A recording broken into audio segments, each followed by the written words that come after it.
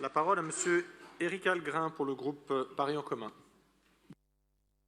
Oui, merci Monsieur le maire, chers collègues. Depuis plusieurs mois, notre majorité se bat au quotidien auprès de celles et ceux qui constituent la communauté scolaire à Paris, et une mobilisation qui a été très forte tout au long de ces mois qui se sont écoulés. Avec de nombreux collègues élus, nous nous sommes mobilisés, notamment les élus en charge des affaires scolaires, et moi en ma qualité de premier adjoint à la maire du 10e arrondissement en charge des affaires scolaires, nous nous sommes beaucoup mobilisés avec détermination pour défendre ce qui fait la singularité mais aussi la force de l'école publique. Et de l'école publique parisienne en l'occurrence. Un service public exigeant, humain, capable de répondre aux réalités sociales des familles et des élèves.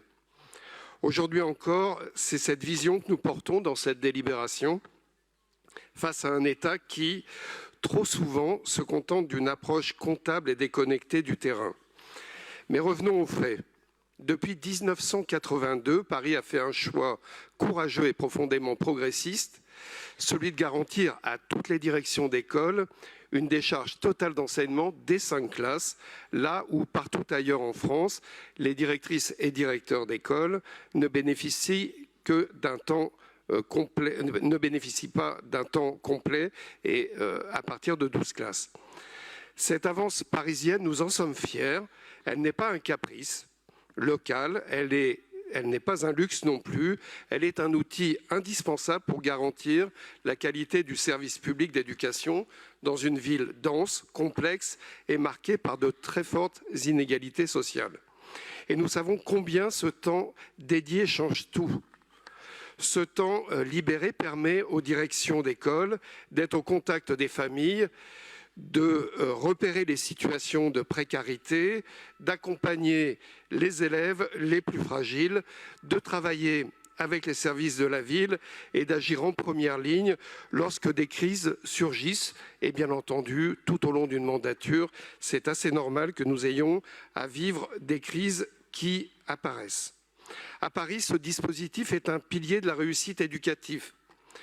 Un levier de lutte contre les inégalités, il est même cité dans les rapports parlementaires comme un modèle à suivre. Et pourtant, malgré ça, l'État a choisi d'attaquer ce dispositif de manière entièrement idéologique, puisque, rappelons-le, ça a été rappelé, son coût est assumé intégralement par la ville. Nous avons obtenu, ça a été rappelé aussi, un moratoire pour la rentrée 2025-2026. Mais nous ne sommes pas dupes. La volonté de revenir sur ce droit, de réduire à peau de chagrin les moyens humains dans les écoles demeure bien présente au niveau national. Alors il semblerait que le ministre de l'Éducation, Édouard Geoffray, et l'Académie de Paris, mardi soir, se soient exprimés sur les réseaux sociaux et engagés à ce que le dispositif soit à minima maintenu pour la rentrée 2026-2027 et qu'un décret paraissent d'ici septembre afin de donner une base juridique pérenne. Espérons-le, bien entendu, et c'est précisément pour cela que nous présentons aujourd'hui cette délibération pour appuyer politiquement la nécessité du maintien intégral des décharges, pour appeler au ministère ses engagements, pour réaffirmer en tant que ville que nous sommes prêts à assumer notre part financière comme institutionnelle, mais que nous refusons tout recul social. Car soyons clairs, ce que certains au ministère appellent un alignement national, c'est en réalité un nivellement par le bas. Nous défendons exactement l'inverse, le droit à mieux, le droit pour chaque directrice, chaque directeur d'école à avoir le temps de piloter son équipe, de soutenir les enfants, d'être en lien avec le quartier. Le droit des familles à une école publique qui ne se contente pas de gérer la pénurie. Le droit, enfin, de considérer l'éducation comme une priorité politique et non comme une variable d'ajustement budgétaire. La délibération que nous portons vient soutenir la finalisation d'une nouvelle convention avec l'État pour 3 ans et rappelle l'urgence d'une modification du décret national.